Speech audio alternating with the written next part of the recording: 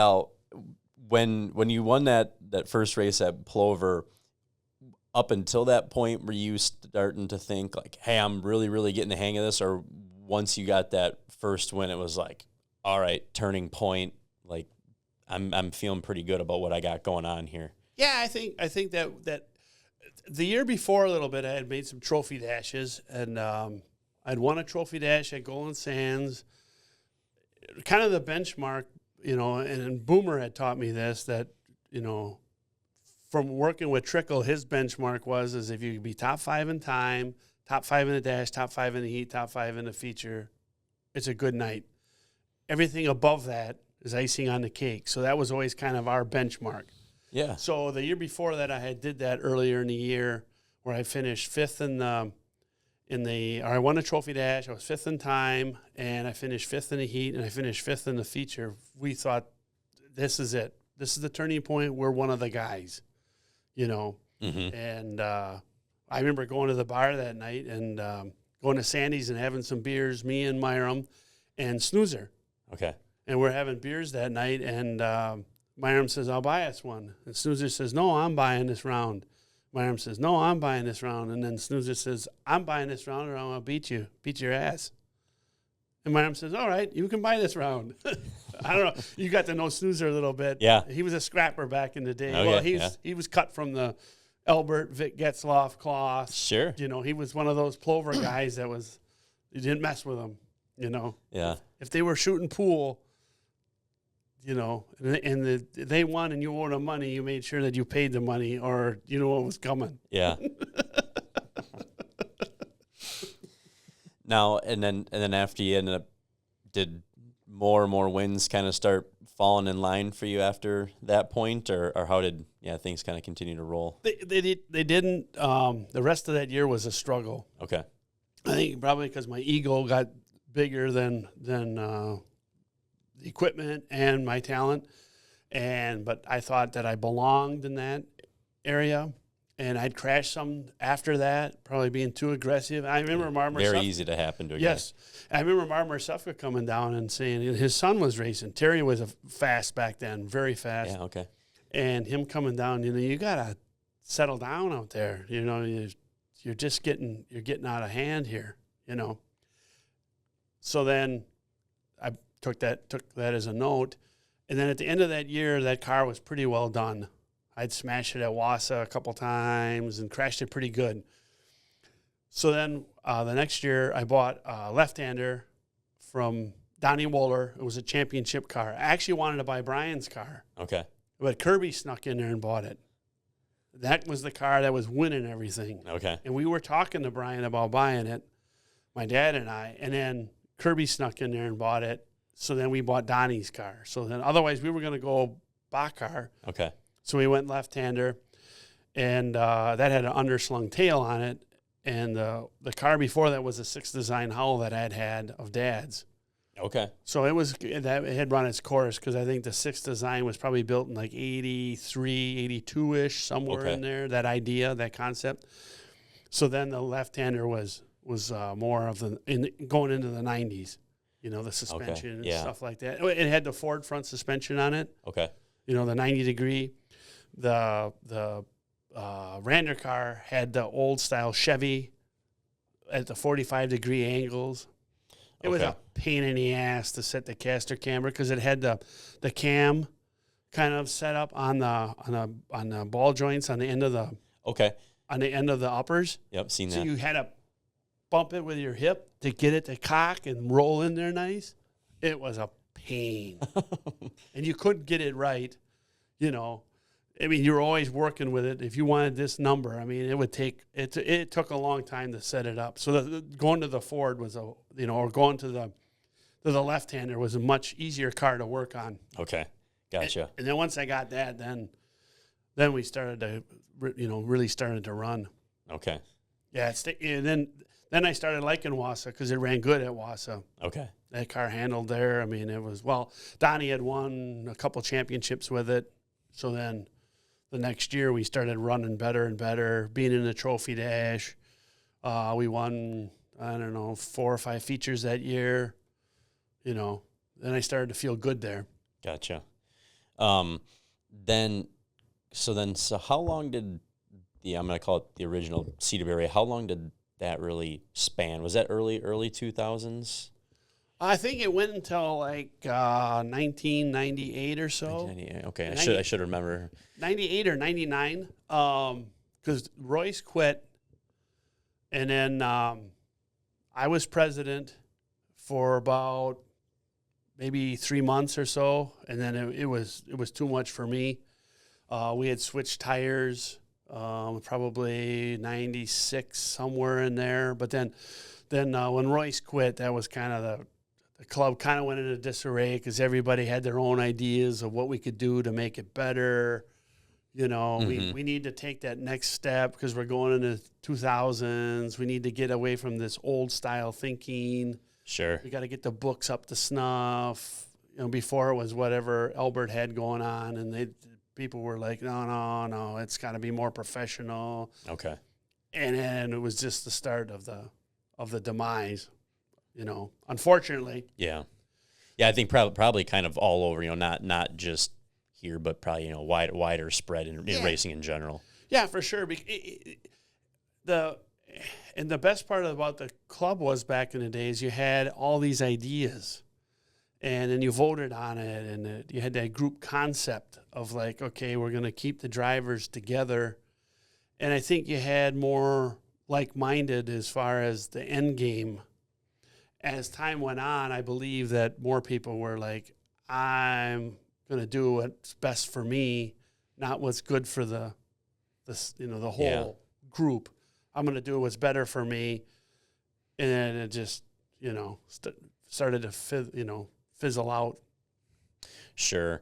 And I know obviously things have been vastly different in my racing career compared to what it was then.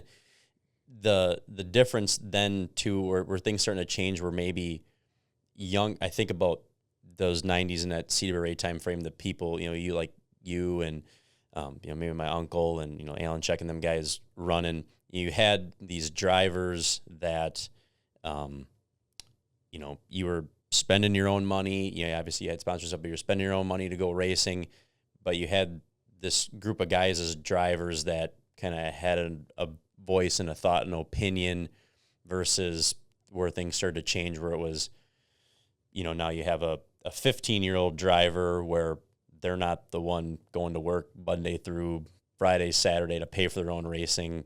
And, obviously you're not gonna include that 15-year-old in your, in this driver opinion to, hey, this is where we should drive and steer racing. Do you think that started to kind of change around that time frame? Yeah, for sure. Matter of fact, I remember a couple of guys coming where the kids didn't come, the dads came. So then and then some of the dads weren't really race people. Okay. But the kid wanted to race, so the dad shows up at these meetings, has no idea of the concept of it. Okay.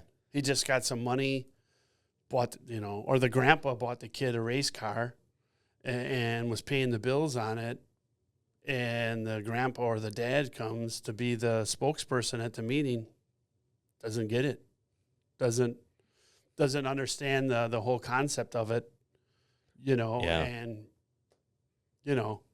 we're here because we want to win, the grandkid wants to win, and some of them, had an idea of like, they wanted to move on because NASCAR was really, by the 90s then had taken off. Mm-hmm.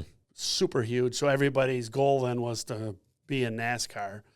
So they saw that on TV and like, well, I got money and this will be a stepping stone for the kid. They didn't want to be involved in the concept. They weren't gonna. Their idea wasn't to be in it for the long haul. No, right? Yeah. Not around here anyways. Right. Their goal was to be somewhere else, and if it didn't work out, we'll take up badminton or golf or whatever their other next thing was. Mm-hmm. If the kid doesn't like it, okay, we'll find something else. Or he's on his own. Yeah. And you see it happen. A guy impregnates a girl or whatever and never to be seen again. He takes up family life and it's over. Mm-hmm. But you're right. You're totally spot on that whole concept went away.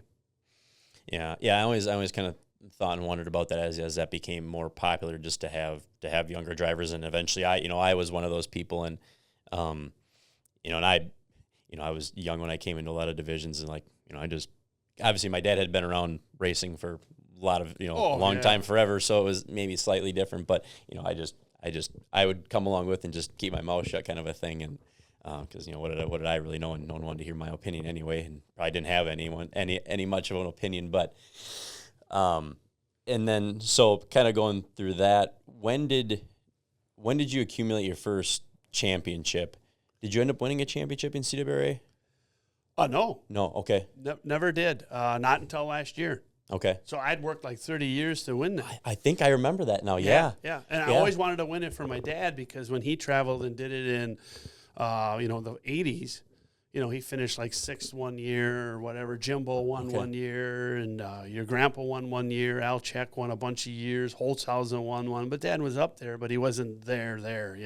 Sure. So I always wanted to win one for him. We were close. I don't know how many times I finished second to Weinfurter, to Corey Jankowski, to, you know what I mean? Yeah. So I was like, geez, you think one of these years we're going to break through? And then finally last year we got one, Gotcha. The year before we had it sewed up and started having overheating issues, and got black flagged at the Dells. It's like, geez, so when they got black flagged, I had it sewed up. But, okay.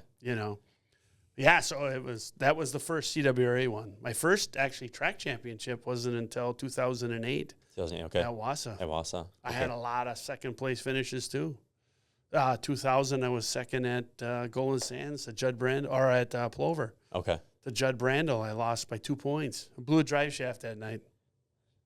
I mean, how do you blow a drive? But we're getting back to the training. How the hell did this happen? Yeah. Well, here I had some old motor mounts on there on the back, and one of the rear motor mounts got weak and just was, just wasn't holding the car up or holding the motor up, and too much vibration, and out it went. Yeah. Yeah, it's wild. I was second to your grandpa in '93 at Golden Sands. Okay. So yeah, we were a bridesmaid a lot of years. Gotcha. Yeah, so I finally didn't break through till 2008 at State Park.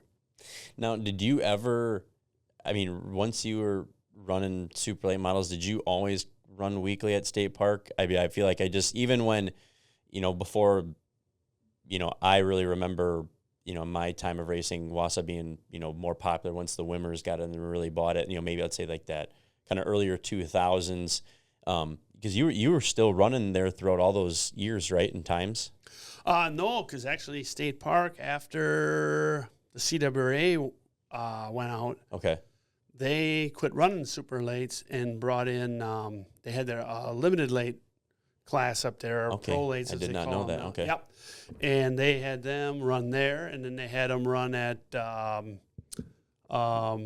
Tomahawk. So they had like a little circuit there, and then sometimes they would bounce over to Marshfield, and maybe they'd have a night at Plover or whatever, but they had their own little circuit, and they ran at Wausau weekly. Okay. Then, probably from 2000 until they would run some specials at State Park, like super late model ones. They'd run like 3 or 4 or whatever a year. That was about it. They would bring in, I think back then was the WCS series.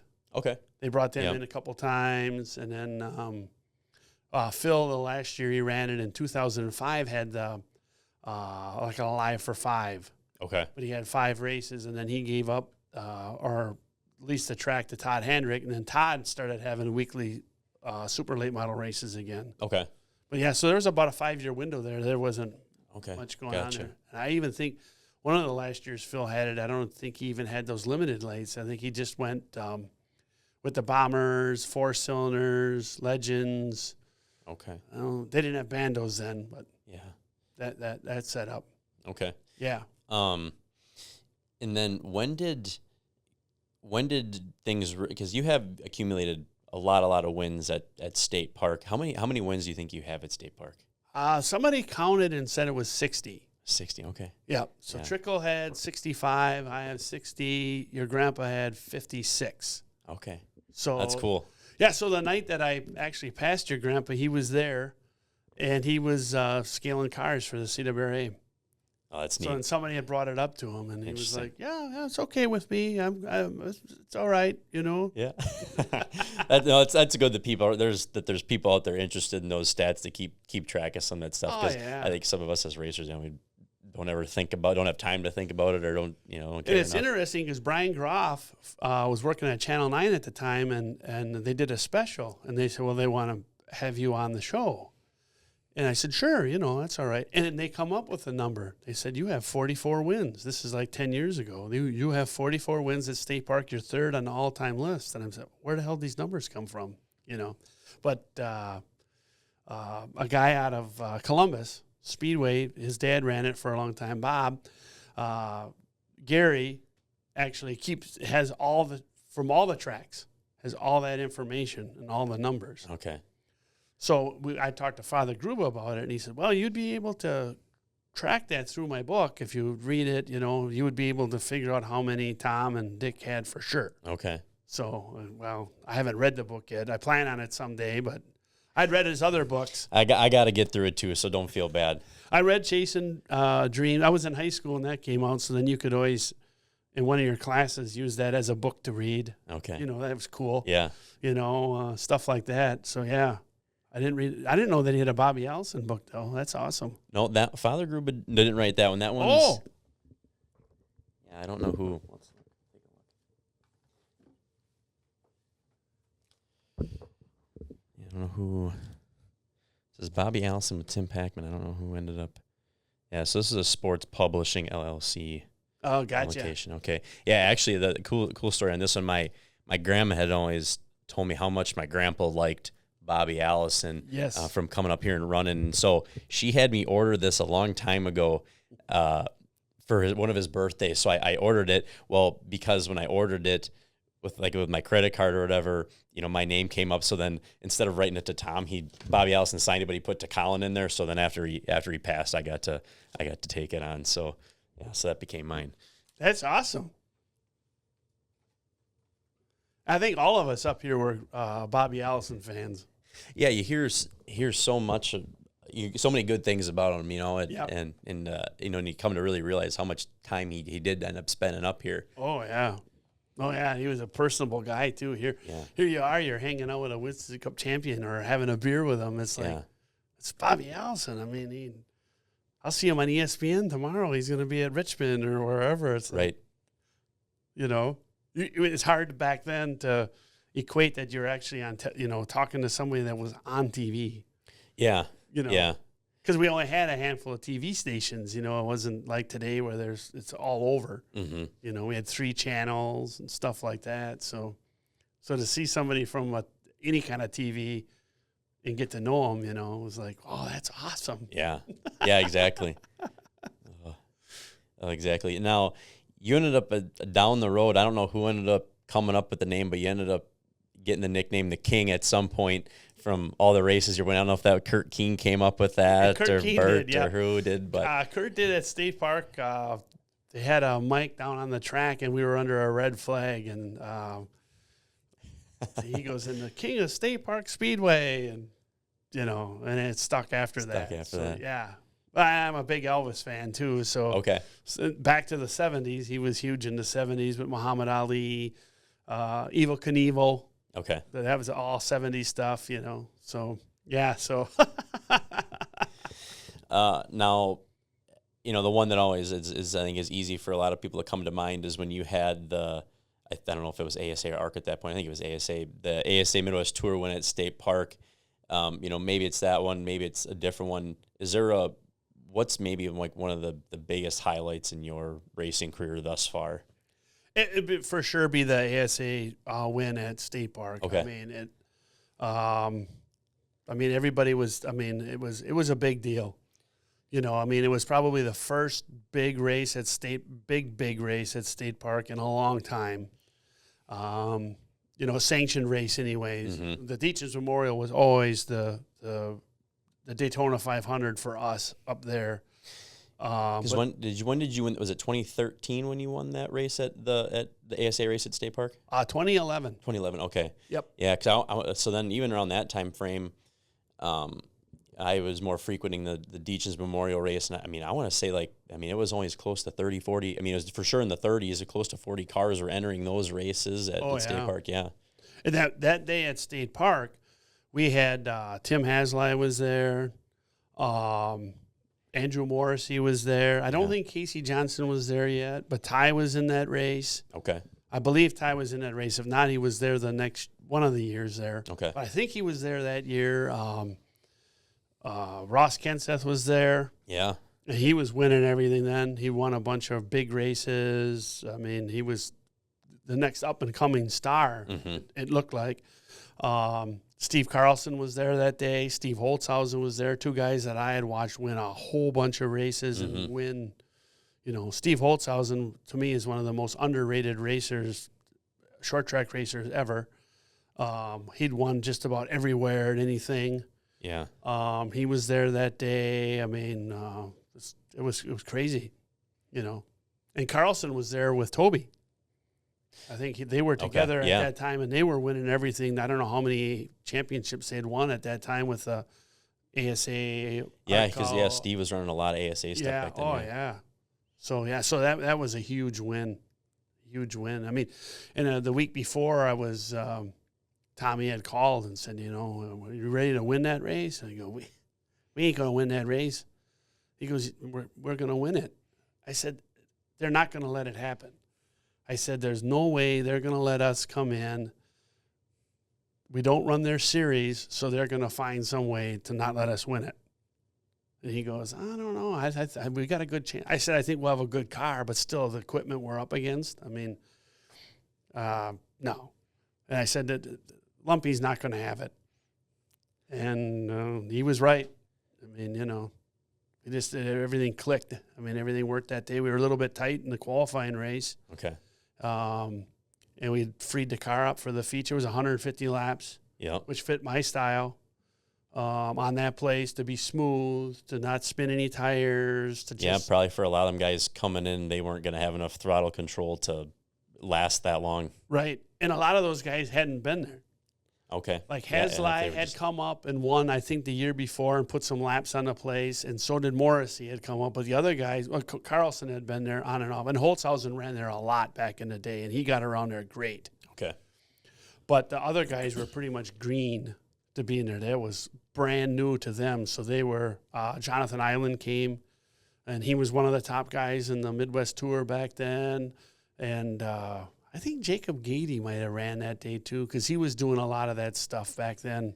Yeah, the Midwest he'd run Tour good stuff. there. He would run good there. Yeah, he did, and he did. Yeah, I think he might have finished up there too. But but a lot of those guys, they weren't ready for it. You know, it was like coming into Lambeau on Christmas Eve or for the championship game, and it's 10 below.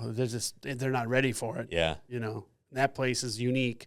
Where did you end up starting in that race? Do you remember? I think in the 8th spot. Okay. Somewhere in there, like fourth row outside, inside, something like that. But we knew we could get down or get in a comfortable groove, and there you didn't want to take and burn your Hoosiers up on the outside. Mm-hmm. You know, if we just get in a rhythm and just relax, chill, them other guys will drop off, and you slowly pick them off, and that's what ended up happening. You know. Yeah. You just celebrate that night? Oh, big time. Big time. Into the next day and the day after that. I'd never seen, I won $3,000. I'd never won no kind of money like, any money like that. So the $3,000. So, I think we partied a long time. Yeah. Yeah, rightfully so. Yeah. Well, and it rained out the day before. Okay. So it rained out the day before. So we started, what do you do? All of our stuff's there. We sat around and drank that day, and I think Kenny Wallace was there the day before. Okay. So he was holding court in a bar, and all of us drivers were in there listening to Kenny tell stories. I mean, and he's a riot. Yeah. I mean, and he's telling Trickle stories. He can imitate Trickle. He can walk. I've seen his little walk. He's got his bowed legs and everything. Oh yeah, and he's all hunched over, and everybody was rolling. I mean, he had everybody laughing. I mean. Even Steve Carlson was laughing, and then usually he doesn't make too many. Yeah, I think I've seen him chuckle twice. Yeah. Everybody was in the bar just rolling. Oh, man. Yeah, Kenny was talking about St. Louis Cardinals. I mean, that guy can talk. Holy moly. And funny. Jeez. Do you ever tune into like his what is it? He do every day. Coffee with Kenny. Coffee with Kenny. Oh, yeah, I listen to just about every one of them. Every day I look forward to seeing those. It's hilarious. Oh yeah. I when he came to Marshfield, I wish I would have had it. He came to Tomahawk too, and I didn't get a chance to go up and see him. But I wanted to just sit and talk about Trickle and those guys and Rusty when he ran around with them and the ASA stuff. Oh gosh, Boomer tells me all the time. He calls them Herman, and they're buds still. They had dinner last year, I think, over in Rapids somewhere. And because he came up for the Trickle Memorial. Yeah. So they're good friends. So he tells me stories about Kenny, and oh man, just good times. Now I remember after when you won that race, and then the thing that people talked about was this guy that came in on an open trailer versus all people coming in all these other haulers. Wins this race. You've still been rolling. Now I think I had heard that from someone. Did your dad use that same open trailer that you have? Yeah. Yeah, okay. It was built by a guy named Romy Koss out of Mosinee. Okay. Back to the Mosinee thing. And Romy Koss had built it back in 1977. Okay. So Elvis still roamed the earth back then. And that trailer is still going. We did know that Conrad noticed that the tire rack actually had a crack in it, though. So we got to weld that. And now Conrad's a little leery about the trailer. He doesn't think the suspension on a trailer is good enough, and it's bouncing the car too hard. So we thought, actually, and it's very probably true, that the right rear coil, the coil over, actually, that it was de-wedging it, or wedging itself up, spinning, going to La Crosse and down to Toma, because the first practice with La Crosse, we were horrible, just terrible. And we never got it right. We couldn't figure out why it was, I hadn't raced there in 30 years either, but we couldn't figure out, why it was so far off. We had kind of a Marshfield base setup we thought we'd go with, and it would be kind of close, and it was out to lunch. And we had trouble at Toma when we were there the other day, and all of a sudden somebody said, hey, that lock nut's, jam nut's backed way off. And we're like, well, how the hell? But we should have known to put tape on it all these years. You put tape on the right rear, but we didn't, and, Yeah, some of those things you learn along the way, it ends up slipping the mind eventually. So it happens with you? It's not just me? No, I put tape on it. Oh, yeah, but I mean, like slipping the mind part of it. Yeah, anything, Yeah, these race cars are finicky. There's enough things to keep track of. Oh, yeah, for sure. And so I'm mad at myself that I didn't know better, but it's just one of those things. And you know how it is, too. Sometimes it's better to have a fresh pair of eyes come in and just, hey, I can't get this thing to go, and can you look at it? And they'll see something right away. Well, look at that, Yeah. Yeah, it's sometimes a little easier to see and notice things when you're a little detached from it and take a step back and kind of look at everything. Yeah, because otherwise you seem like your focal point is narrowed in on something, and it's not that at all, but you won't get it out of your brain. You're like, I know it's that. It's got to be that. And you find out it's over here somewhere. Yeah. Now, I mean, even after you won that ASA race, I know you've gone on to win plenty more there at State Park. What do you think has made you so good at a worn out, rough track like that? I think just that because it's wore out, that I could save tires. That was always my end game, is to just, be smooth, save the tires, and go from there, Yeah. And just the laps on the track, and not to overdrive it. It's so easy to overdrive it. Right. Because it's wore out. Mm-hmm. So that I think that had a lot to do with it. I was lucky. I always had good crew chiefs. My dad, Mike Rocco, Troy Ingman, Tommy, Mike Gwitt.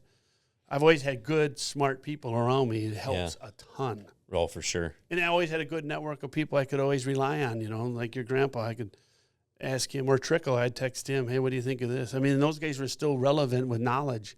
And they didn't ever quit learning the race car stuff. You could still go to them, Yeah. Or Chris Wimmer helped me a ton. I could go to him all the time.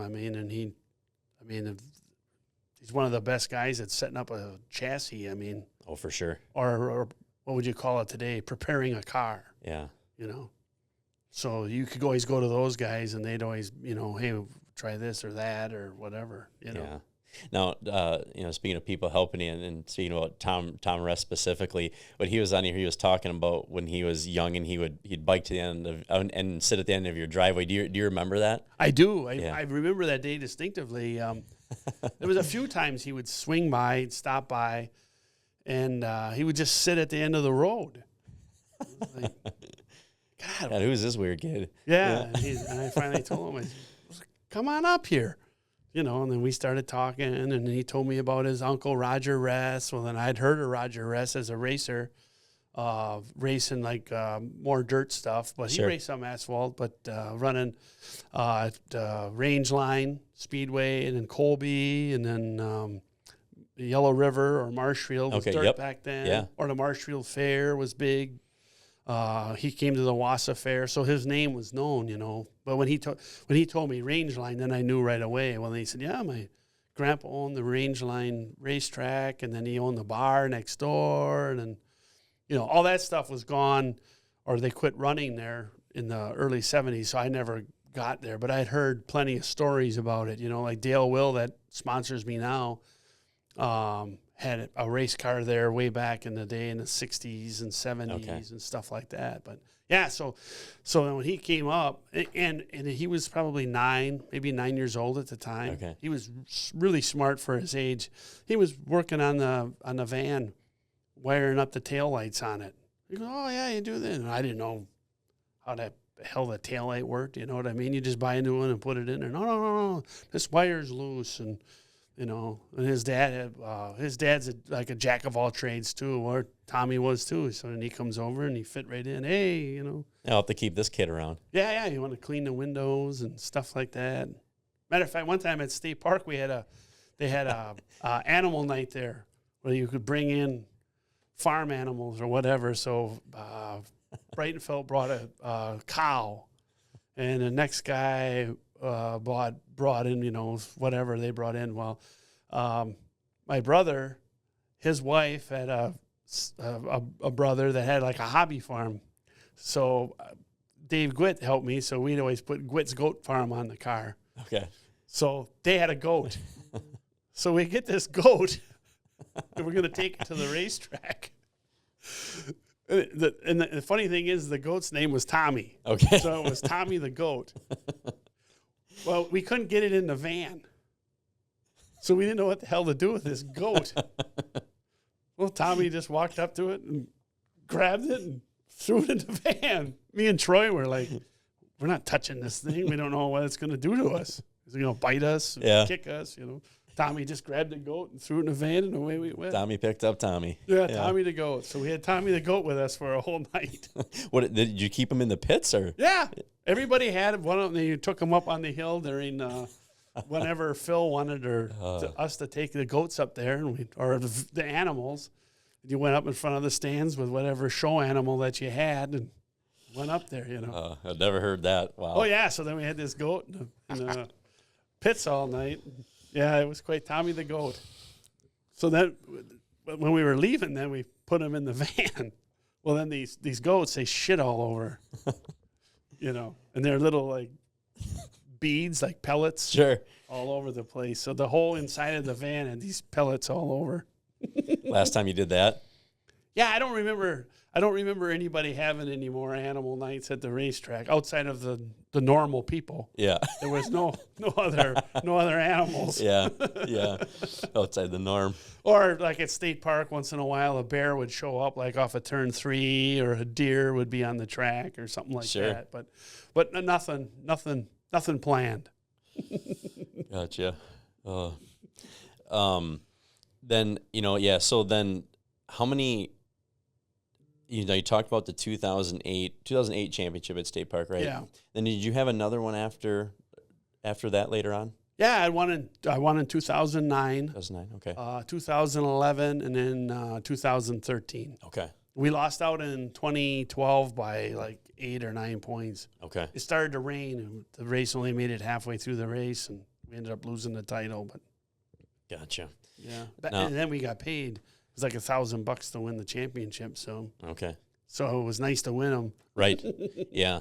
Now, being a person that's born and raised in Wausau, being around Wausau, what's, everything going on with that track and seeing kind of another, famed racetrack kind of come to an end. What does that feel like?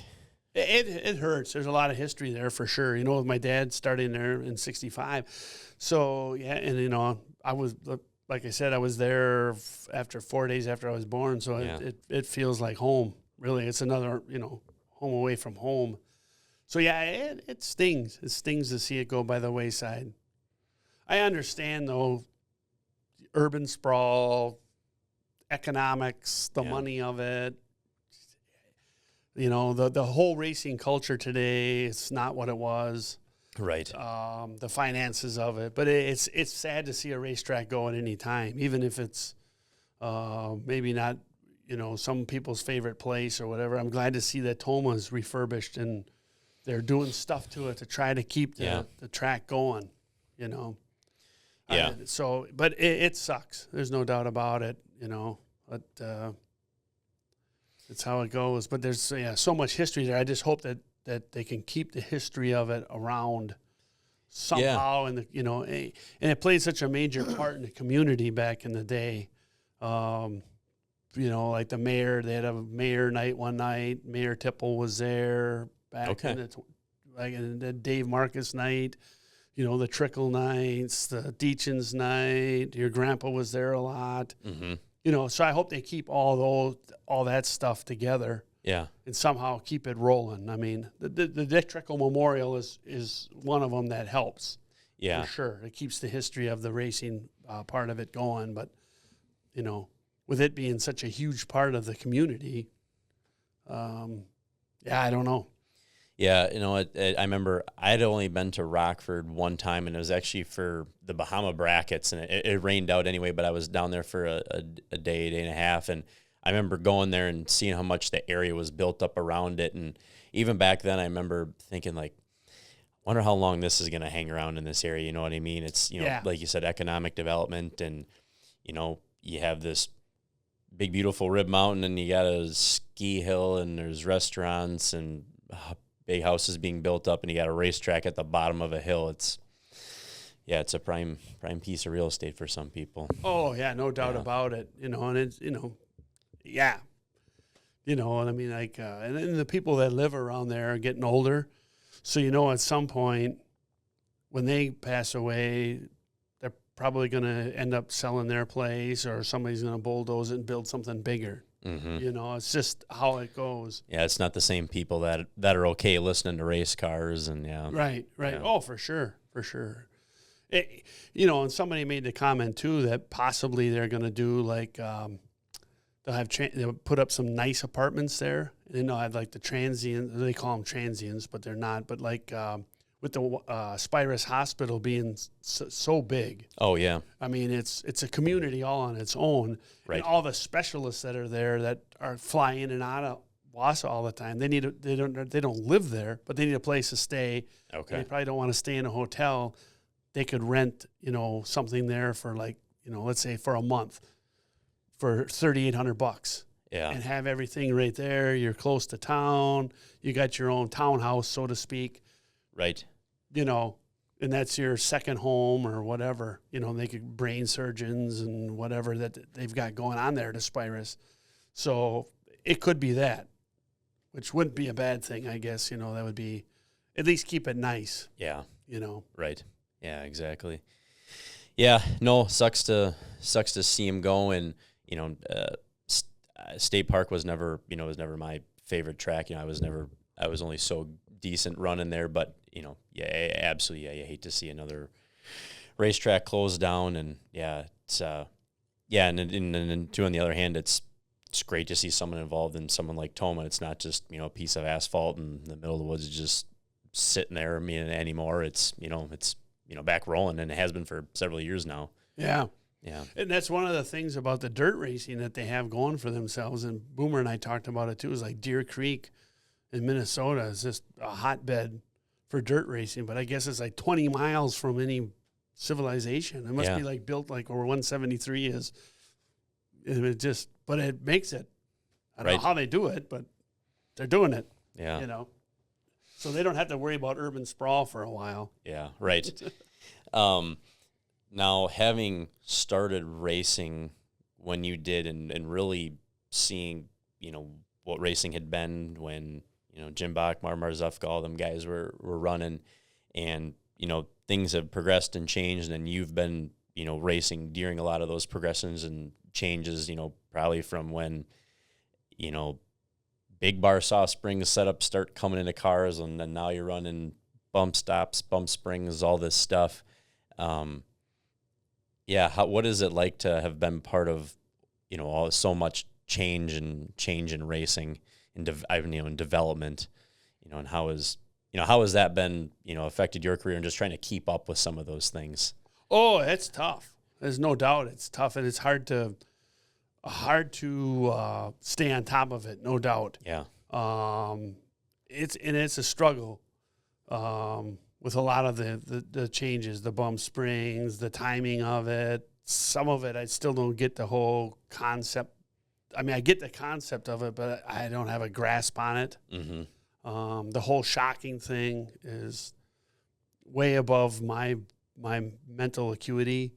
I mean, I don't, you know what I mean? Yeah. The dampeners and all this and that. I send them to somebody and, hey, this is where I'm running. Can you build me a set of shocks? And I think we're so, you know, that's one of the things too, is we're so far past the days where it's like, you know, you had the guys, they built their own motors and they went and, you know, they got shocks and they put springs on it. Well, now there's so much to the shocks. There's so much to the spring bump stop, bump spring package, and, you know, the sway bars and everything that's going on. It's like, I gotta outsource this and I gotta outsource that, and it all costs something, you know? Oh yeah, for sure. Yeah.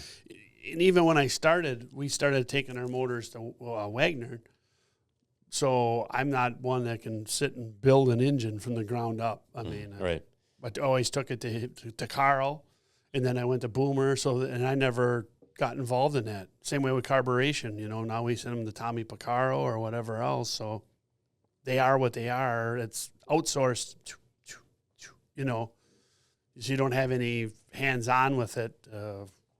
And as we progressed, it's less hands-on, and you almost need a technical advisor to handle this and handle that, and, you know.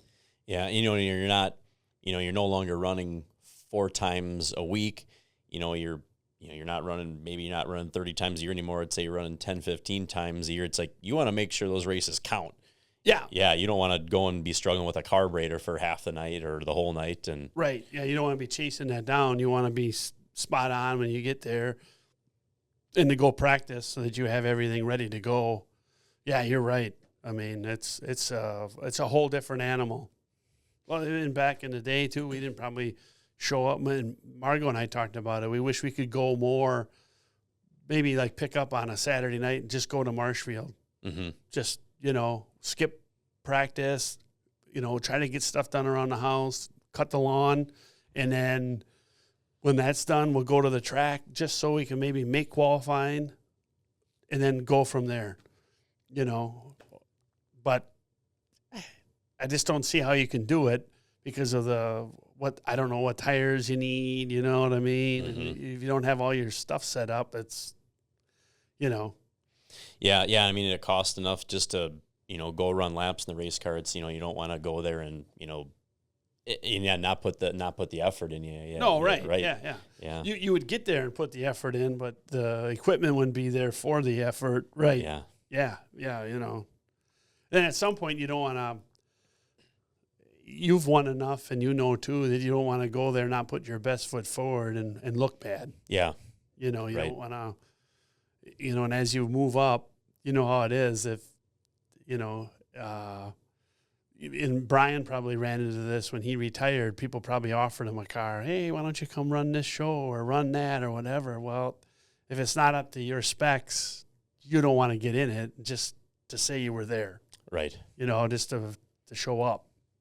You know, you want to have good stuff. Right. Yeah, exactly. You know.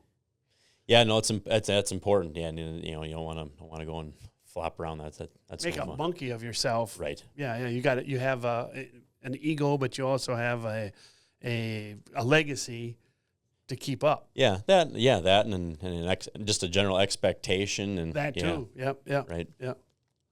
Yeah. Yeah, I mean just the maintenance on things, you don't want to hop in something and things are breaking and I mean even when you're someone that upkeeps everything as good as you can and stuff still happens and it's crazy too. I mean, you find stuff that'll fall off and you're like, I've never had that happen. Me and Johnny Sauter were talking about it at the Dells here, I don't know, a year or two ago, and I said, I've never had this happen in all these years. I said, he goes, I quit using that word because it's going to happen. I don't care what it is. It's going to happen to you at some point. Yeah. You're going to say you never had it happen. It's going to happen. Yeah, you keep doing it long enough like you have. It's yeah. And he's done it forever too, Mm-hmm. Now, I've kind of asked some people that have been on here if you had the ability to change something in let's say short track racing nowadays, what would that change be? I'll kind of ask that similar question. If there was something if you had an idea to maybe sway something, maybe make some sort of change in the way maybe like the race program goes or like rules with something, is there something that in your mind, coming from someone that's seen so much, been around so much, been around the greats of your lifetime and my lifetime too, what would maybe that change be that could help racing continue to keep going and then to grow? I think one of the things I think if the promoters turned back the clock a little bit and went back to more of getting into the entertainment end of it, the promotional part of it. And I watched Greg the other week, and I talked to Greg when I see him here and there. But him and I talked about it too, like at these racetracks, to promote more, to making it an attraction. Mm-hmm. But so many tracks now have turned into, selling the tires. Maybe give that back to like a club or to somebody, to try to stay out of that and work harder on the promotion end of it. Mm-hmm. Like I said, Greg McCarnes and I were talking. He goes, I was talking to those people from Toma. I told him, you know what you got to do? You got to get Gravedigger in here. He goes, it costs, or Bigfoot. He goes, and just park it outside. He goes, it costs X amount of dollars. He said, you can't believe the people that will come to see that. Sometimes you need like an outside attractions, like a Sam Bardis used to do. When I was a kid, he had Joey Chitwood come in, or he had this B movie actress come in and drive Boomer's car. You got to have something like that. Phil Bickley had Janet Guthrie. Sure. Some kind of novelty thing. They'd have clowns come in, like Doink the Clown, or just different things like that. And I think the promoters have gotten more into the making money end of it, not realizing that it's part of we're an entertainment venue to entertain and do that thing. Yes. I think that's where we're missing it. And I think the drivers have as well. I think they've forgotten that they're part of the entertainment, that they need to put on a show. Right. Where some of them have gotten so involved with, I don't know if they're immersed in themselves or that it's some of them it's a business. Mm-hmm. Some of them, it's everybody's different. Right? I think back in the day, everybody knew it was, like Trickle said a lot of times, we're a carnival. We put up our tent here. We go to the next town and put up our tent there. Yeah. We're the circus animals. We're putting on the show, but we have to, he got the big picture of it. Mm-hmm. He knew that how to get fans on the hill and stuff like that. And I think everybody's kind of forgotten that part of it. If we could do that, and I think Greg gets it a lot. Yeah. And there's I think Aubie gets it, but some of the other people it's still, and some of them are new. Right. Yeah. It takes time to get everything else going. And And I've never been to a promoter's workshop, but I was to the one that Wisconsin has. I think it's called, is it Power? Power, yeah. I went to one of those with Steve Mall and Jeff Weinfurter last fall. And it was interesting, the ideas they had, and they had all different people there. They had dirt people and Road America people. It wasn't just all circle track people. It was all the racetracks. Then they throw their ideas in there, how to handle, and one big one is Facebook or social media, how to handle it. How are we going to handle if people are slandering us or saying bad things? Are they banned for life, and how they deal with it. So there's those things too. But if they get back to promoting, Larry Weirs, I think was one of the best promoters. If I was in a semi on a Saturday night, I'd go up on the hill to watch the race. He'd be in turn 1 selling beers. I'd stand with him and drink beer and watch the race. He didn't want to be a part of it. He didn't want, he'd pay out at the end of the night, but he didn't want to make any calls. He didn't want, Sure. Hands off. Get to hire the right people and let the show run, Yeah. Be the grandmaster, like Sam Bardas was almost like a P.T. Barnum. Sure. He always had some kind of side attraction. I mean, just the clothes he wore was enough of an attraction. Oh yeah, for sure. I don't know what other stuff he had going on. He was a little before my time. I didn't race for him, but if Phil back in the day was another, character, and then he'd have different people come. He'd have different drivers come in. He'd get Rusty at State Park. He'd get Mark Martin, Trickle, Dave Marcus. He had different nights. Bobby Allison, he had up there numerous times. That's how a lot of us got to know Bobby Allison, was through Phil bringing him up there through some kind of promotion or whatever. Those kinds of things. Yeah. The promotion of it. And Phil a lot of times didn't know.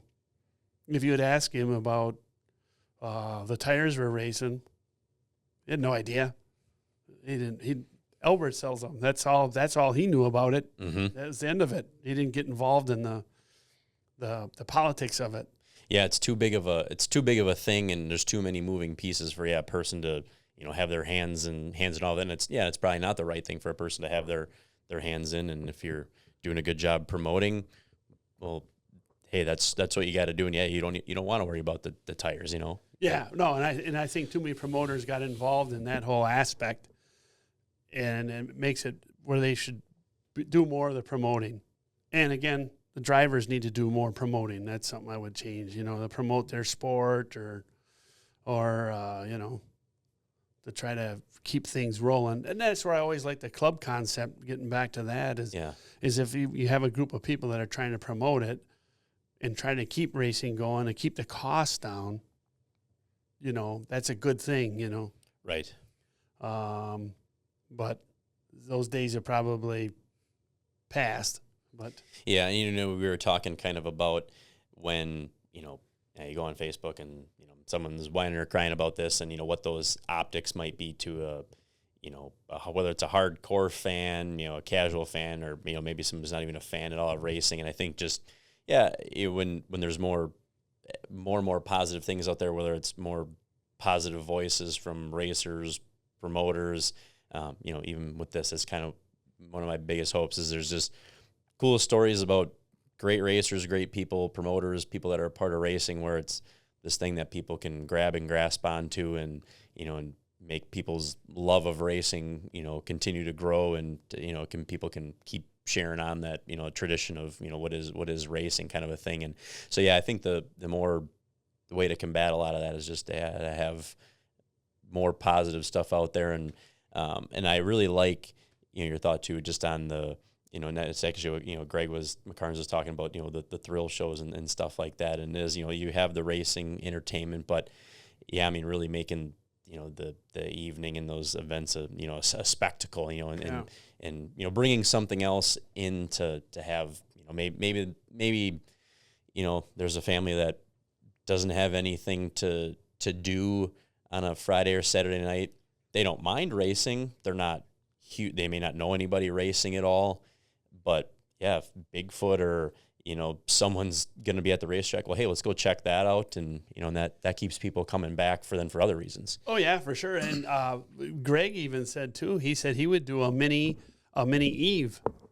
He goes, he said, I would run 3 of those, like at a small track, that doesn't have the base of like a Madison has such a large base of people that you don't need a lot of that stuff. Or Elko has Minneapolis. They got a big city. He goes, some of these small towns don't have anything, so you got to try to get them there. He goes, so run a mini Eve. He goes, like in the middle of the track. Make sure they're not on the track, screwing the track up, but have a mini Eve. You know what I mean? So you could use that to promote the big Eve coming, but to also help, cross promotion and, things like that. It's a lot to think about. I always thought at State Park was to get, some of the old Packer players. Some of them you could get for fairly cheap. Maybe they're in town for like coming up here. They got like their, I can't remember the exact name of it. It was like their Hall of Fame day at Lambeau. Well, if they're up here, what's 90? Somebody to bus them over here. Let's get Jerry Kramer over to State Park Speedway to sign his book and whatever else. Maybe we could get him there for 3 hours. You know what I mean? Or right. I always thought too, like some of the casinos bring in like old boxers. Maybe get a couple of those guys that come to the track or some kind of side gig going on, Yeah, actually, I just had a quick look that up. Gilbert Brown, that was a guy I've seen at the Milwaukee Mile, I think once or twice in my life, and it's like, it's cool to see a guy like that. Yeah, right. Coming in and about. Yeah, it'd be expensive to get a Favre or a Rodgers or something like that, but you could get still a Super Bowl champion. Maybe Sterling Sharp's around, or some of them, Donald Driver's around. He promotes for Quick Trip and different things. Right. You could probably do a cross promotion with Quick Trip and get him there to do something, But, and the bad thing is what a lot of the racetracks are too is some of the people are older, like Wimmers were. I mean, they're rolling up on 80 years old. They just run out of energy to do it. Yeah. You know what I mean? And the track may not be their only business, Well, that's true too. Yeah, it's a lot. And at State Park, that's kind of what we ran into, like with Phil too. He started doing electronic innovation, so then he had that business and he had the racetrack, and pretty soon one probably makes more money than the racetrack. So I'm over here, right? And I get it. Yeah. You have to put food on the table. Yeah, absolutely. So no, you're right. And some people, the racetrack's a hobby. They're not just strictly promoters, So it's tough. There's no doubt. Yeah. Now you're talking. Went down to that power, kind of that promoters, kind of get together. What's your kind of? Do you have a higher involvement in this current CWRA now? I'm pretty much just a board member. Okay. I pretty much, and my wife and I, Margot, talked about it last night over pizza. It's like maybe we should take a little more of a proactive mode in this. Maybe we should talk to a couple of the promoters and see if we can sit down with them to try to get some dates with them. Maybe there's a disconnect with who they're talking to, or sure, you know what I mean. Just some fresh blood, Mm-hmm. But but not be the answer to it. Not to sign the contract with them or anything like that. But maybe try to be an ambassador to promote it a little more. Yeah. Because I like the concept of the saving money. Right. I text your grandpa all the time. Here's my tire bill from when I do my taxes for the Towel City tire, and here's mine for the Hoosier. And he goes, can I post that? I go, go for it. I take a picture of it. Here's the Towel City one. Here's the Hoosier one. I prefer the Hoosier tire. Yeah. I don't prefer the $5,000 tire bill for State Park Speedway. Right. And I haven't went anywhere else yet. Yeah. So. Yeah, it's definitely racing is definitely past the point where, a guy can go to work and everything you make that week, you can sink it all into racing because it still doesn't even get you a set of tires, with what you got left over extra. It takes so much, takes so many people. Yeah. I used to tell people all the time, they would be like, geez, isn't that race car expensive? I go, well, you got a boat, right? How much did that boat run you? Well, it was X amount. I'm like, well, that's what I got in my race car, so that's my thing. And they're like, well, no. I go, no, yeah. But nowadays, it's different. Yeah. You know what I mean? You're cutting further into it where the boat stayed the same. I mean, And that probably doesn't cost you as much down the road as the race car did, Yeah.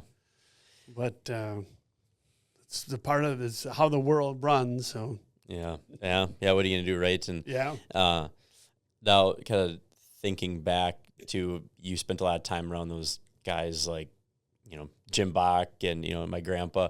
Are there any other, and, in Trickle too, are there any things that you really like picked up and learned from those guys that have always stuck with you through the years, whether it's, I guess even a life lesson or a story or just some sort of event that really, happened tagging along with those guys? There's a lot of them, really. Yeah. I would ride with Dick sometimes too, Dick and Vic and Boomer. We'd go down to the Pine Trail Bar and, I'd ride with them and my parents would be there, but Dick would be the last one to leave the track. So it was always entertaining with him because you never knew what was going to go on with that bunch. Yeah. It was always a good time. I always have fun. I'd ride with your grandpa sometimes, and it was always, all those guys had fun.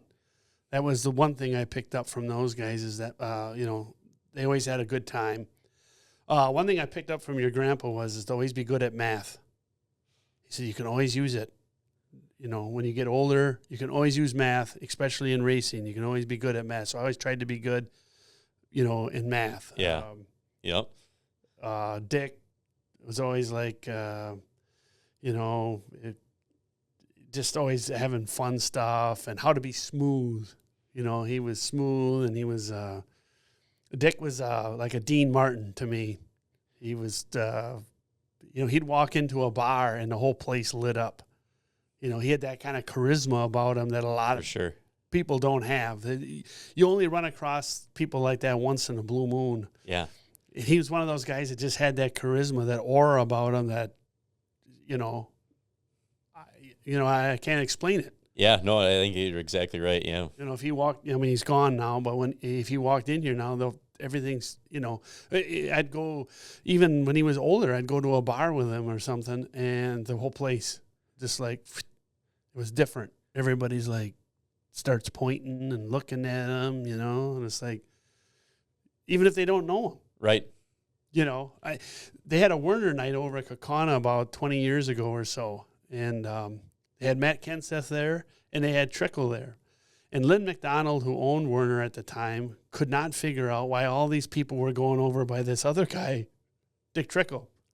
They weren't going by Matt Kenseth. The 2 years before that, he was the NASCAR champion. They were all over by Trickle getting his autograph, and Kenseth's just standing there and signing one or two. But everybody else is over by Trickle and wanted to hear stories from Trickle and all this stuff. And he couldn't get over that, But that's the kind of guy Dick is. Sure. Or was, Yeah.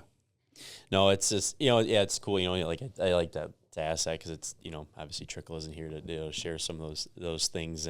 But yeah, no, I think a lot of people would say the exact same thing. Yeah, you just had an aura about him, and even if he wasn't saying much or doing much, it was you felt the presence. Yeah, oh yeah. Another thing I learned from those guys, even like Larry, even though he was gone when I was little, but they were always into innovation and evolving. Mm-hmm. With equipment and how to make it better, and not only just in racing, but in life in a lot of ways of how to. They were all mechanically inclined. Yeah. You know what I mean? They could make stuff and do stuff, and they were engineers.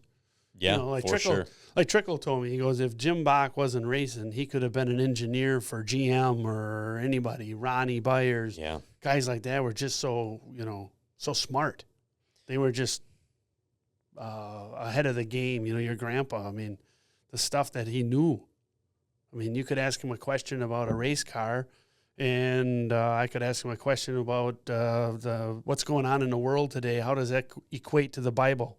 And he'd be like, oh, and he could explain it to me, Not everybody can do that. Right. It's like, wow, just. Yeah, I've gone, I've taken some time now to go through and I look at some of the books that my grandpa has, and I'm looking at these physics books and all these different mechanics books from back in the day, and they've had this big bookshelf, and I've always kind of like, okay, yeah, those are my grandpa's books, and I've gone through and I've opened them up and I've kind of flipped through them, and like there's things underlined, there's things highlighted. I'm like, Grandma, did he did Grandpa read all? She's like, oh yeah, he read all those. And I'm just like, I'm looking at the stuff in there, and I'm like, man, there's probably way more knowledge in his head than I ever knew there to be. You know, oh, for sure. And you know how he was to talk to. You could talk to him for a little while, and then after that, he's out. He's got to go somewhere to do something because he's got to keep learning and reading and whatever else is going on. You know what I mean? Like at the track, you go over by him and want to just chit-chat for a little bit. He'd chit-chat for a little while, but then there's, we got to be thinking about the race car, positioning, where this is, the times. I mean, the wheels were turning, where other people might talk about the Packers or the Brewer game or whatever else. That didn't go with those guys. Trickle, too. He come down in the pits he was at State Park, and I didn't race that night, and he was at State Park, and I ran at Golden Sands the next night. And I said, you going to come down and watch us race? He goes, yeah, I think I'll come down, So he came in there later, and then he comes down, and he goes, man, you look terrible out there. And I mean, he sat there till like 1 a.m. inspecting my car. You got to do this. I don't like the front suspension. Whenever you'd see Dick, he wanted to talk race cars and how it operated and what you had going on, and he wanted to show you. So you essentially want to get this and that. I mean, just crazy, just how their minds always worked. There wasn't a social event. Yeah. No, you're right. Yeah, that they truly lived and breathed it. Oh, yeah, no doubt about it. Yeah. Yeah, they were something. So how long do you plan on to keep racing? As long as we still enjoy it. Yeah. We were talking about next year what we're, Margo and I were, in no State Park there, what we're going to do. And I like the CWRA thing. I love Steve Moll, and I want to keep doing what I can to help keep it going and keep.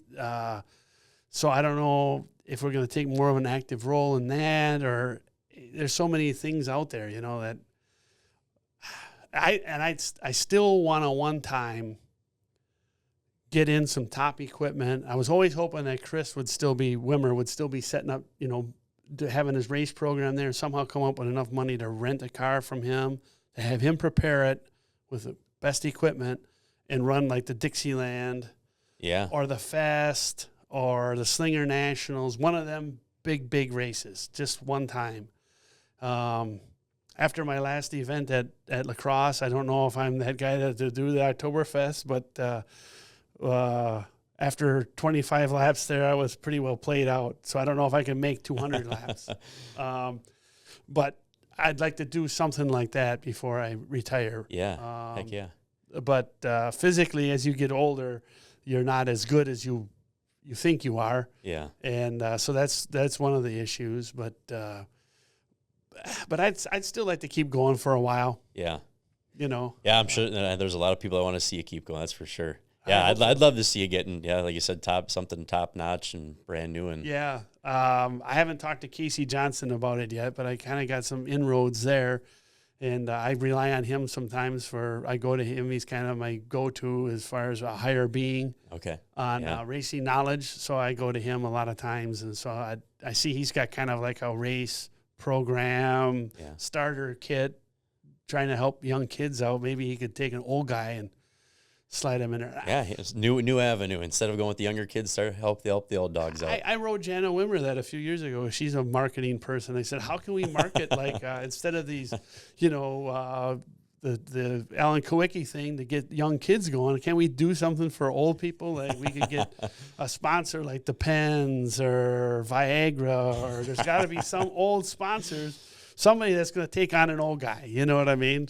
How can we work this out? Yeah. And she just thought it was funny. She didn't take it and run with it. So, yeah, maybe some retirement community village out there. Wants to hop on the side of a car. That's funny because I got a trophy at the house from the Deachens race at the Dells. Yeah. And it says on there, I think it's Sunrise Retirement Community sponsored the trophies that night. I thought that was funny. Yeah. That's cool. Well, thank you, Sunrise. Yeah. Yeah. I always check around when I get to the track now. Am I the oldest guy here? I hope so. I remember when I was one of the youngest ones, and now I'm one of the older ones. It's like, oh my, Yeah.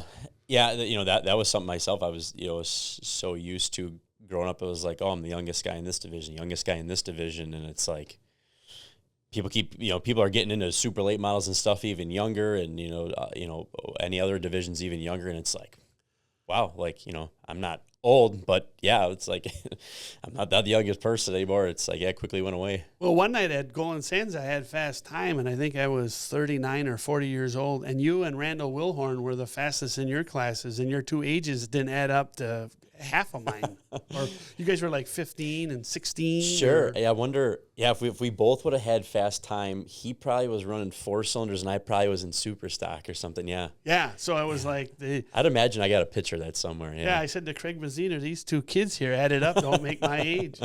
And I wasn't 40 yet. Yeah. Or I was 39, 40, somewhere in there. Right. Yeah. Like, wow. Sorry to make you feel bad. Yeah. Right. Yeah. That's funny. No, I think I do have a picture of that. Yeah. Yeah. I'll have to look for that. But what, I mean, is there anything else like that you have, you kind of talked about, getting in something latest, greatest, top notching. Is there anything else that you really like to do yet in racing over the next handful of years, that just something that's, hey, I want to check that off? Boy, well, that's one of them. One of those big races like that. And then just to keep having fun with it. Yeah. One of my dreams is to have all of my, I call them my kids, pit for me for a night or a season. That I could get Mike Gwitz like a son to me. Conrad is my son. Tommy Ress is like a son. To get all of them together to work, pit for me for a night at a bigger race. Yeah. I had them all together at it was the Naberfeld race at the Dells one year. We all camped together down there and had a good time. And Tommy was just starting to date Janessa. Okay. Brickner. And so she sponsored me that weekend. She told me, if you put these two cats, she called it another word, put them on your car, I'll give you $40. So I put these two cats on the front of my car. She gave me $40, and I won both features that weekend. She used another word for the cats, but so I had everybody together there. That was kind of sentimental. Yeah, yeah. That part of it, But yeah. No, it's cool. That's cool to bring in some of those people that that have helped you along the way. I know I've had the opportunity to have some of my uncle's old crew guys come on for a night or a handful of nights, and that's a lot of fun. Oh yeah, for sure. And a lot of them are very knowledgeable. Some might not have kept up on the times, but these, like Conrad, it helps a lot of guys out, and Mike Gwitz on top of his stuff, and Tommy, Tommy's still on top of it, even though he says he's retired. He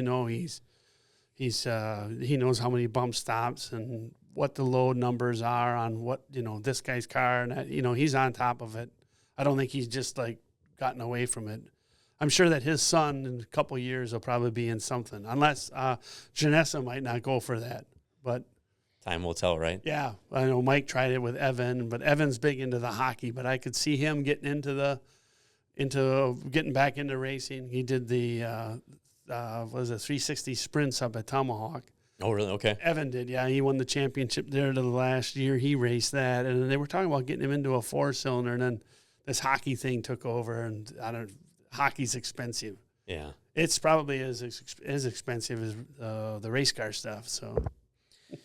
Yeah. And any kids sports nowadays, there's so many different travel this, and you can play it all year, do this all year round. I mean, there's so many things a kid can do. It's like you almost got to commit to one, and it's like, well, that's no fun. You want to play them all. Yeah, that's what Evan had to go to Iowa, and I think he's got a weekend schedule in Chicago.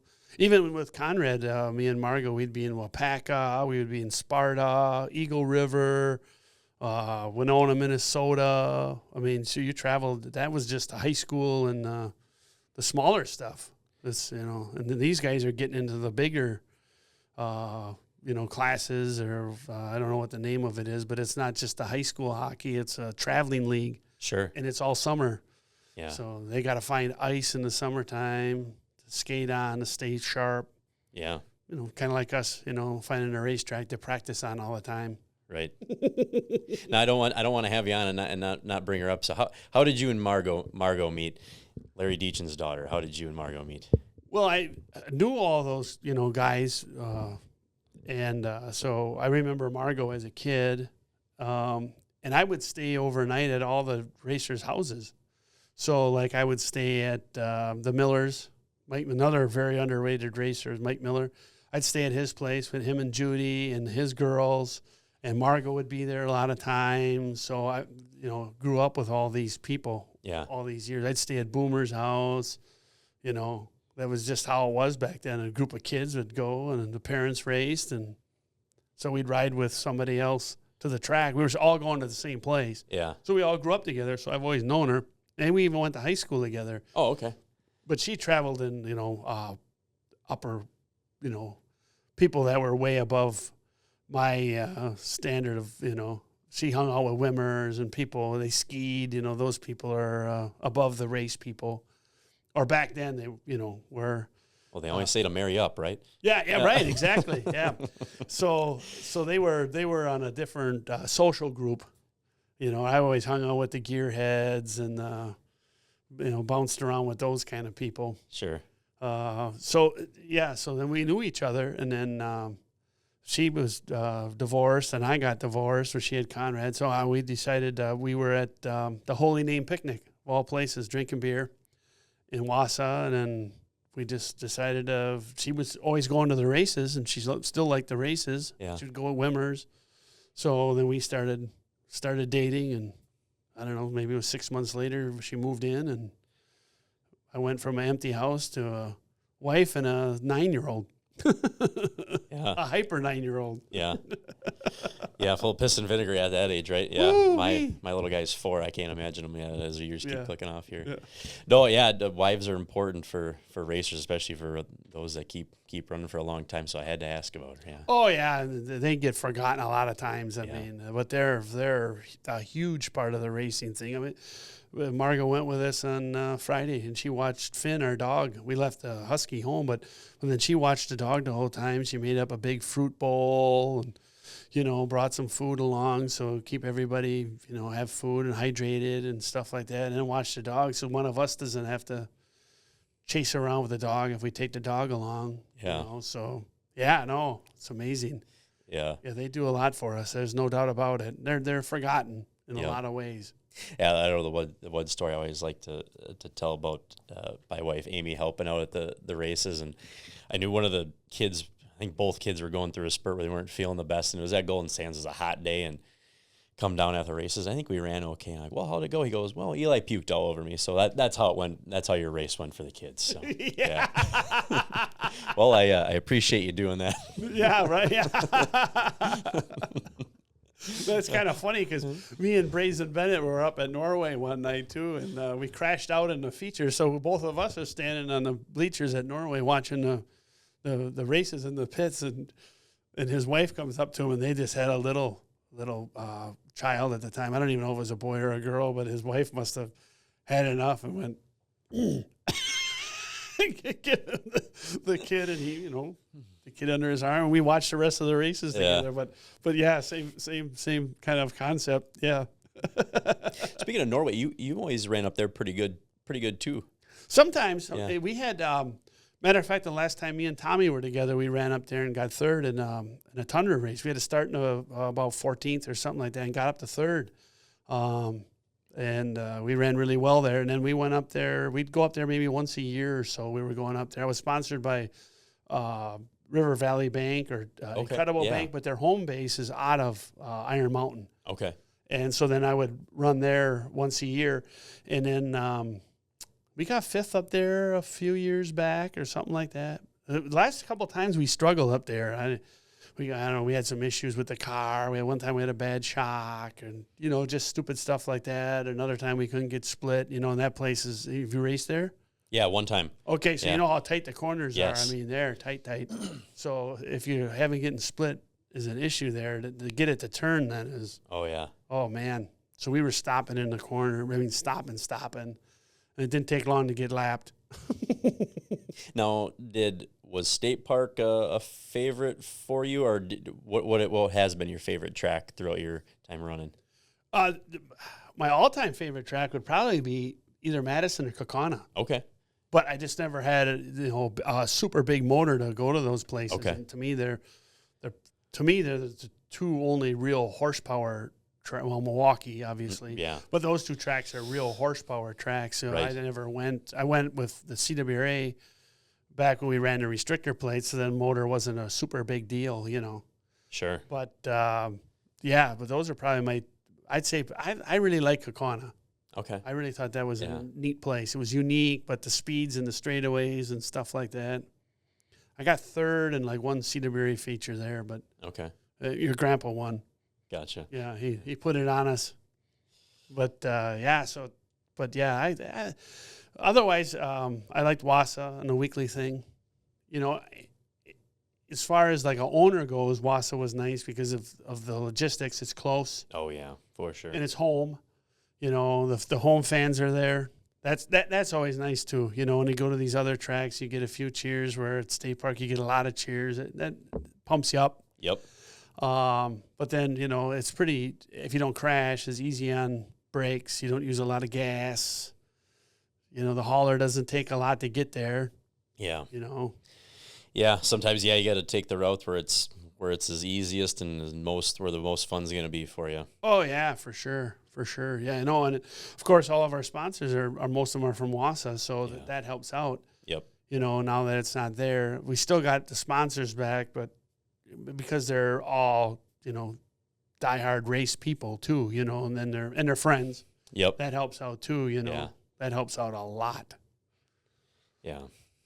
But so Wassa was one of them. We won there a lot, so that was fun.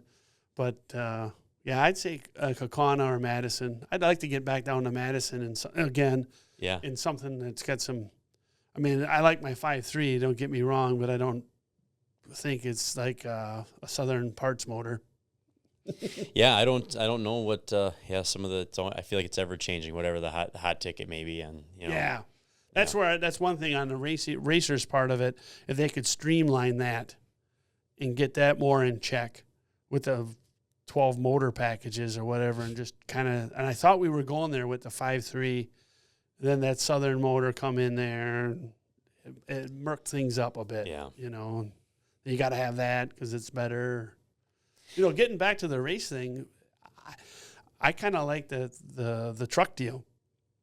Yeah, and I wouldn't mind getting in something like that either as time goes on, because it looks like it's fun. They get a lot of guys. You got a fun bunch of guys. I mean, Swanee, yourself. I mean, you got a good group of guys with JJ's running. Yeah, all. Yeah, it's cool to see a lot of. Yeah, I mean, it's a good stepping stone. A good place for up and comers to go into. But yeah, it's also cool to see people that are, have raced other things, or they've just been running for a while, or they're just talented in general. Just being a part of it. Oh, yeah, absolutely. Right. Absolutely. Yeah, because if you're kind of if you're running a bunch, running in something, where you're running a bunch of squirrels and you don't really know, hey, can I run alongside this guy? Yeah, it's not really any fun. And when you can, in those. There's no there's hardly any horsepower. It's pretty evened up. So, you have to keep it tight on starts. You got to keep it tight heading in that first corner. And if you're running against someone you can't really trust, it's kind of hard to do that without ripping stuff up. And there's a lot of good people where you can be confident in yourself running against them. Yeah. And some of the guys I've raced with too, like Reichenberger, I raced with his dad. Oh yeah. So I've raced with Brandon a few times. I think up to Norway. So some of those guys I've run with. So you kind of got and I've known Scott since he was just a little guy. He's a good guy. Yeah. And Victor, his godfather, I've known him forever. Yeah. I used to ride with him chase around with him at the bar. And he'd give me a little swig of his J Buffet and Coke. Probably trying to get me to shut up. Yeah. Hey, here, kid, how would you have this? And here's a couple quarters. Go put some money in the jukebox. But yeah, no, the truck thing. It's definitely a good series for people running, and any of the tire program. There's some, you got to have a good tire program and, kind of be thinking on that to where you want to, there's tires you can carry over, and then, after 5 races, you can put 2 on. And so, there's a lot of thinking and balancing, but sure. When you go run a weekly, if you're running a super late mile and you're running summer weekly, or, time goes back and forth, but sometimes you're getting 1 tire and sometimes it's 2. You're always, depending on what you're racing and you're trying to balance tires and things like that anyway. So it's, it's, what are you going to do? No, right. That in that truck deal too, that's fairly inexpensive, for racing purposes anyways, but you get to travel to different tracks. Right. Sometimes this year they're not at Milwaukee, but other years they were at Milwaukee. Yeah. Madison, the Dells, Kaukauna, Cedar Rapids. Right. Marshfield. Take your pick, the Fest. Yep. So you'd get all that sprinkled in there. So then you get some diversity instead of, getting in that, and you know how it is. You get into the weekly grind and all of a sudden you see you're not racing for points and all of a sudden you're leading the points or you're second. You say you're not in it, but you're in it. Yeah. Now you're in it to win it. So now you're pigeonholed to go there every week. Or once you buy that first set of tires at the track, well, your tires are there. I'm in the program. Now how do I back out of it? Yeah. Or with the trucks, you're moving around and you can do different things, Yeah. Yeah, no, it's definitely widespread as far as tracks goes, that's for sure. Oh, yeah. No, that'd be fun. We'd mix it up. Awesome. Yeah. So we might see, maybe one day we'll see Mark Mackesy in a Midwest truck, or we'll see him in a brand new super late model at Dixieland 250. The trucks is probably more possible than the Dixieland. Well, time will tell, right? Yeah. Gosh. Well, anything else you want to add? Any good stories or anything else you want to toss in there? There's so many stories. Yeah. You could be here for 4 or 5 days. Riding with Trickle, there was always a good time, and he'd tell me, you had fun because we treated you like a man when you were with us. Well, I was only 12, but, and he's singing the rodeo song to me. You probably heard it. It's 40 below, and I don't. No. Oh, well, it's swearing in there. Okay. And Trickle's singing it to me after he won that night, and he's had a few Paps when he was sponsored by Paps, and he's laughing and, just silly stuff like that, with your grandpa, him smoking a cigar at the Oktoberfest one year and drinking beers. And, and it was Jimbo. It was always something fun with him going on, Yeah. He'd always had some kind of thing that he was up to. You never knew for sure what he was going to do. I guess one night at my dad's house, he mooned Mark Zelich from Channel 7. Okay. And Mark Zelich still, he's passed away now, but he would tell Bill Holland that story. Those racer guys are crazy. I was at this house, and that crazy Jim Bach mooned me. Never forgot it. No. But he would tell him that when he was older, Oh. Yeah, no, all kinds of, just fun stuff. Matter of fact, we were talking about it. We were leaving Toma. We used to leave Sandy's, and we'd have 12 people that fit in the van. Well, somebody didn't want to sit on the floor or anything.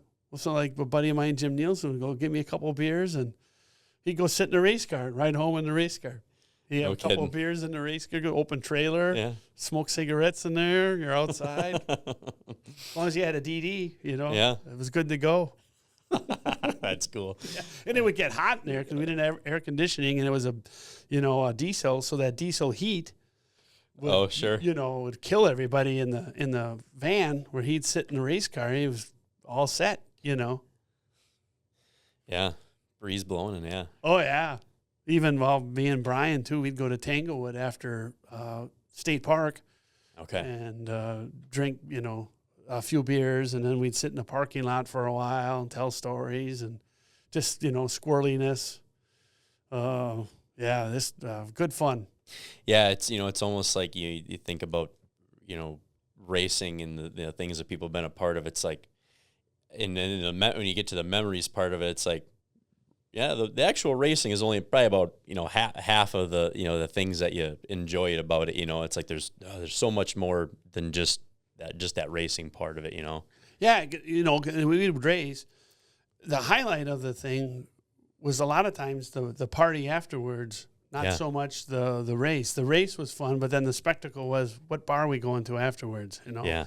Brian, sponsored by Wookiees. We're going to Wookiees tonight. We go to, so then all the Rapids guys would maybe be down there. So then sometimes your grandpa would be in there, but then like Craig Baziner was racing, then he'd be in there, and Weinfurter, and the list goes on. And Greg Weinfurter was always a lot of fun to have a few beers with. And sure, Daryl liked to drink some beers, and he was always funny telling stories. And he'd go back and tell stories from like Griffith Park days and stuff like that. Oh, it was good fun. Good fun. And then if we went to Point, we go to Sandy's and run into Ron and Toot, and then they'd tell stories. And Rex and Royce would be in there. Royce is always a hoot.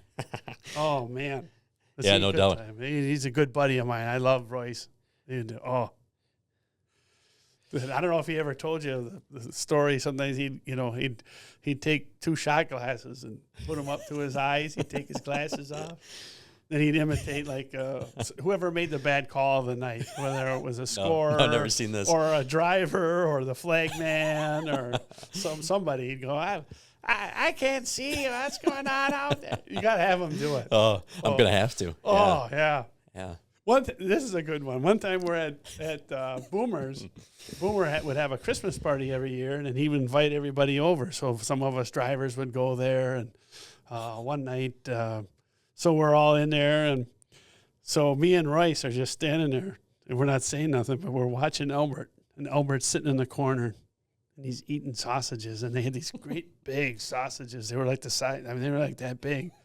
Well, Albert would take them, and he could take a whole one like that and just eat it down, and then Royce would make some kind of comment. And I couldn't help it but laugh out loud, and the guy who laughs the loudest is usually the one that gets in trouble. Yeah. Well, finally, Albert realizes that we're watching him, and Royce is making smart comments, So then he finally looks at us, and he looks, and he goes, "You 2 fuckers, I get over there, I'll kick your fucking ass." And he starts just going off, And we were just rolling. We thought that was the funniest damn thing to sit here, because he was sitting by that table. And Royce goes, "Doesn't he look like a big bear sitting over there? Watch him, watch him, watch him." And I'd watch him, and he would just like reach over, like no, and then just like a quarter down the slot, and he could down the hatch, Man. And Royce would keep pimping him. He wouldn't stop it. I don't know how Royce didn't get beat up by him, but he would just keep at him. Oh, and we'd have board meetings at Royce's too. So and Brian would be there for a lot of them. As soon as we'd get there, Royce would set the table by picking on Albert, and it would just go on all night long. And he'd get Albert so razzed up that he could get under his skin, and how he didn't get his ass kicked, I have no idea. The rest of us would have gotten it, Yeah. Matter of fact, Albert had this thing of pinching the back of your arms. Okay. Never had that happen to me. Oh, yeah. So it was going around. And all of a sudden, next thing you know, it's Lodi was doing it to me. And then pretty soon, Joe Krakowski's in on it. And so Albert was talking to somebody. He's like, he had bigger arms. I can get in there and get him. So I get in there and get a good handful of meat, And he's like, "You motherfucker! I want to if I get my hands on you, So a couple of weeks go by, and I'm thinking he's forgotten about it. Well, Albert doesn't forget anything. He remembers things from 1952 to whenever. If somebody owed him a quarter from back then, he'd remember it. Yeah. So a couple of weeks go by, we're bullshitting in Sandy's, and everything's going smooth, It's all of a sudden I turn to look at somebody, and next thing you know, he's got me up in the air by the back of my arm, and he's hanging me up by that. I got it over my head like this, and I'm hanging by that chunk of meat. Oh, did that hurt? How you like that, man? You fucker? The next morning I woke up, I was black and blue from my elbow all the way up to my shoulder. I didn't mess around with it no more. No more games. Yeah, no more pinching. No, game off. Yeah. He was a character. Oh, gosh, yeah. We used to stop by his place to get tires. We'd deliver on Fridays. So we would swing by his house, headed over to Lake Econ, he was just down the road from Econ, so we'd make a delivery when I worked for Wesco. We'd stop there, then pick up a tire, and then take it home. So we'd call him first to see if we could stop in. Well, then I had moved up at Werner, or at Wesco at the time. I had moved up there, so then I'd have some drivers stop in there. Well, some of these drivers had no idea anything about racing. I would just tell them, here, you go there and take a tape measure and measure, and this is what you want for a tire. Just that's all you got to do, and he'll set you up. I'd call Albert beforehand. Hey, I got a guy. It's going to probably be in there around 11 o'clock. You can't come at 11. I go, why not 11? Young and the Restless is on. I go, okay, so I'll tell him to slow down, and he'll be there at noon. We can't come at noon.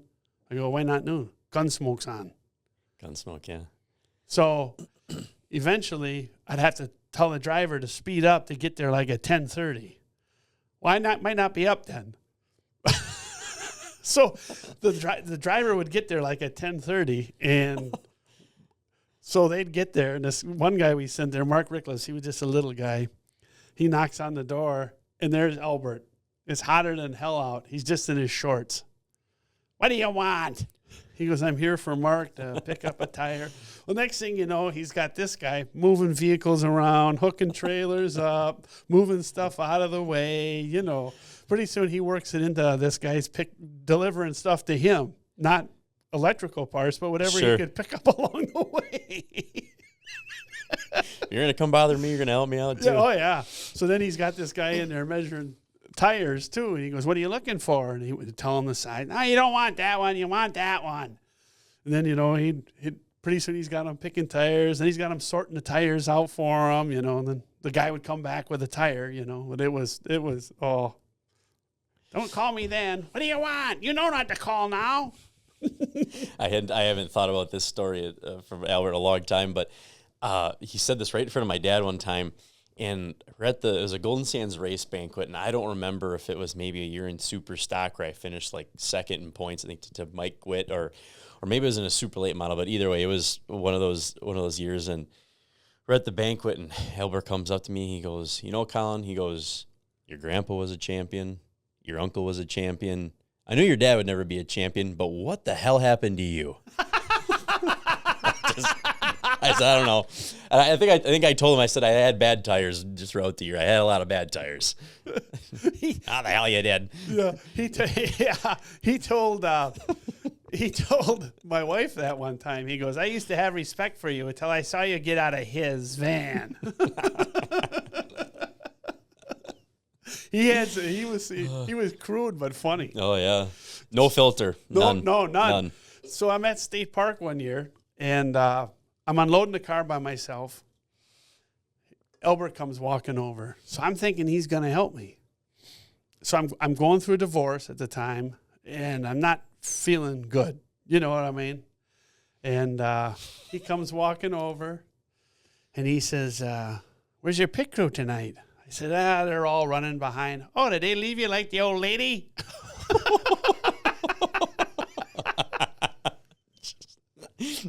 No care. No shame. No. Could give two shits. Yeah. I turned around and walked away. Didn't help me unload the car. No. Just walked away. Yeah. Oh, gotta love it. He was talking to the Dearies one time. We had a race meeting, and the Dearies would show up at a lot of the CWRA meetings. Dearies, John McCarnes. Sure. So Albert goes to Chuck Dearies and, hey, I've been trying to call you, and you're not answering your phone. I've been calling for 2 weeks, and you haven't answered your phone. I suppose you're still counting money from the Oktoberfest. But those guys come right back with it. We watched the tire changer. You were doing okay yourself. Yeah. But he didn't have a comeback. But Albert always had to get the last word in. Always. Somehow he'd get the last word in somewhere down the line. Yeah, I don't think I've ever seen him not have the last word. Yeah. No. Oh. A lot of people just shake their head and walk away like, oh, man. He should have been a comedian. He missed his calling. Yeah. Oh. Yeah, there could be a heck of a book just written on him. Oh, no doubt about it. No doubt about it. Oh. Yeah, the leaving Sandy's, the cops would stop him all the time. They'd stop him, and it'd be the same cop. He finally told him, "Why are you stopping me?" "Well, your headlight's out." He goes, "You know my headlight's out." "Well, we want to make sure you're not drinking." "You know I don't drink. I haven't drank in 30 years, you know." And he starts going off on this cop, and they leave him alone. Anybody else, they might get arrested, you know, but not him. They just send him on his way. Yeah. Oh, man. Gosh. He stopped by the house one time, and he had supper with my family, my mom and dad, and mom's an excellent cook, you know, and dad's sitting there. And so we let Albert sit right by the kitchen doors right behind where I would sit at dinner time, but he sat there. So then me and my brother Wayne moved down, and well, the town constable came because they didn't like Wayne's car because he had running wiener wrote on it, and it had a penis on it. That was the running wiener part, and it was up against the schoolyard fence. So they told the town constable that, hey, this shouldn't be by the schoolyard. This is whatever.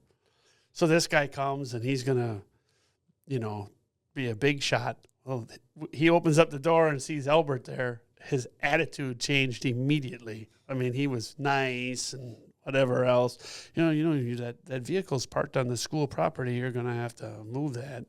But before that, they were being hard asses. Well, when they saw Albert, toned her right down. Yeah. Yeah, I didn't want none of that. No. And you didn't. And for a big guy, he was agile, and he could run fast. You couldn't get away from him. I've never heard that. Oh, yeah. One time at the Kellner Club, he chased me down. We were running, and he grabbed me, and I don't know, I was smarting off about something. And you didn't think the old 454 could go that fast, did you? The old 454. Yeah, because he was a Chevy guy through and through, you know, and Vic too. Yeah, he got a hold of me. That was the end of it. Yeah, I wouldn't want that coming from behind me, chasing me. Oh, it was a lot of fun. We'd go to Sandy's, put money in the jukebox and play, music. And if he didn't like the song, he'd tell the bartender to eject it. Well, if they didn't eject it, Albert had ejected it. He'd go up to the jukebox, grab it, and then shake it. And it would skip the record, and then it would eject no kidding. Go to the next song, yeah. So I would play like a polka or some Tom Jones. That would get him razzed up. And he'd run down to the jukebox. And they had wheels on them, so they would roll. The old-time ones before you probably saw the CD ones on the wall, and now they're all downloaded, whatever. Right. But, Albert, he'd grab the old ones and shake the jukebox. Oh.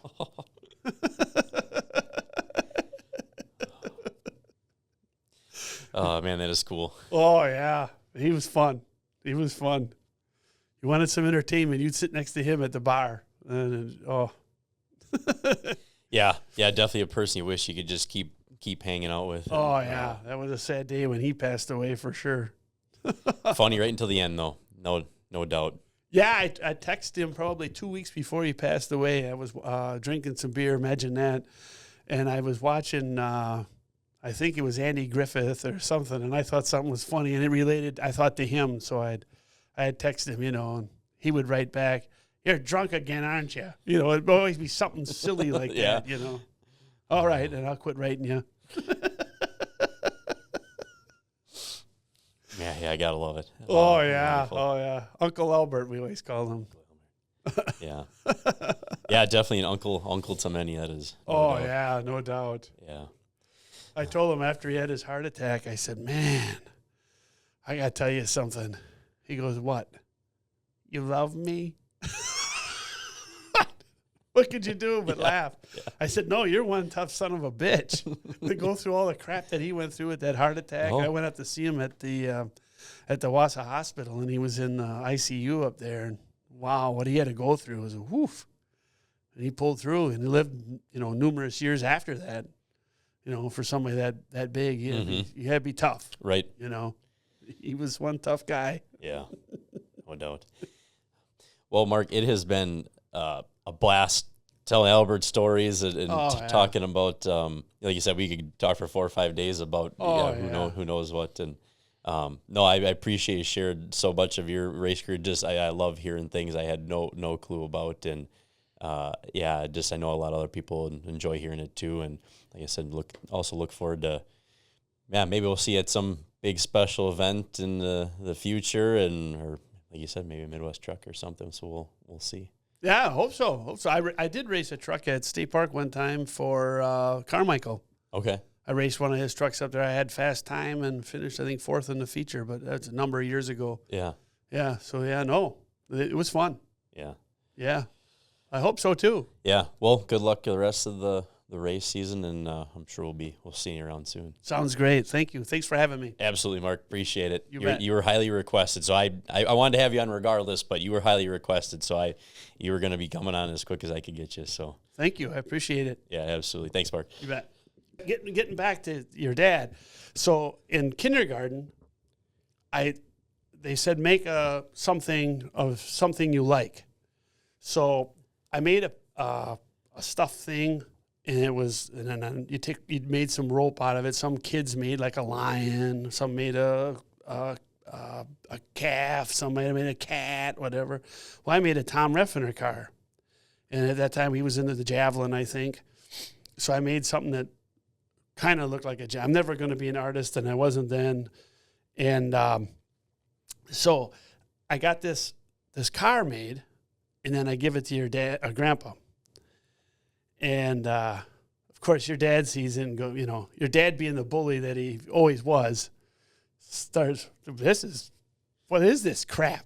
This is, I'm a 6-year-old kid, and here he is bullying me over this thing I made, that was made to look like, his car.